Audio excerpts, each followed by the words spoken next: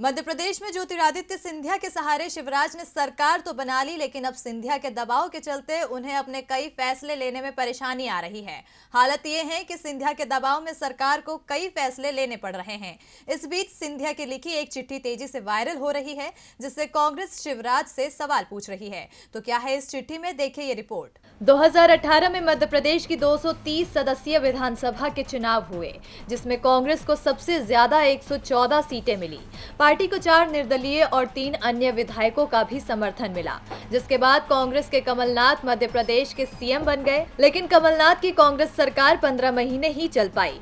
BJP ने ज्योतिरादित्य सिंधिया को अपने पाले में कर लिया। इसके बाद कांग्रेस के 2 दर्जन विधायकों ने भी पार्टी और विधानसभा की सदस्यता से इस्तीफा दे दिया, जिससे कमलनाथ की सरकार चली गई और शिवराज सिंह चौहान के नेतृत्व में बीजेपी ने अपनी सरकार बना ली। ये सरकार सिंधिया की मदद से बनी थी, इसलिए शिवराज को सिंधिया के दबाव में काम करना पड़ रहा है। शिवराज भले ही अब तक इससे इनकार करते रहे हो, लेकिन अब सोशल मीडिया पर एक चिट्ठी तेजी से वायरल हो रही है, जिससे साफ है कि सिंधिया का दबाव शिवराज सरकार पर बना हुआ है। दरअसल ज्योतिरादित्य सिंधिया का 15वें वित्त आयोग को लिखा पत्र वायरल हो रहा है। पत्र 8 अगस्त 2020 को लिखा बताया जा रहा है। कयास लगाए जा रहे हैं कि बजट से 6 महीने पहले वित्त आयोग के अध्यक्ष एनके सिंह को लिखे इस पत्र के जरिए सिंधिया ने सरकार पर दबाव बनाने की कोशिश की है और इसका असर बजट पर भी पड़ेगा। 15वें वित्त आयोग के अध्यक्ष एनके सिंह को लिखे इस पत्र में सिंधिया ने मध्य प्रदेश में विभिन्न कार्यों के लिए फंड आवंटित करने का अनुरोध किया है। सिंधिया ने चंबल नदी से ग्वालियर और मुरैना में पानी लाने के लिए प्रोजेक्ट, चंदेरी के बुनकरों के संरक्षण और विकास के लिए फंड की मांग की है।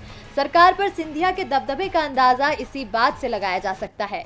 जब प्रदेश में कांग्रेस की सरकार थी और ज्योतिरादित्य सिंधिया भी कांग्रेस में ही थे, तो वो भोपाल में एक बंगला अपने नाम आवंटित करवाना चाहते थे, लेकिन कमलनाथ ने सिंधिया की ये मांग पूरी नहीं की।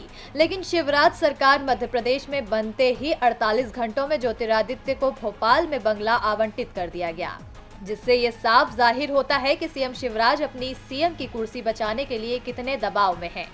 डीबी लाइव की रिपोर्ट।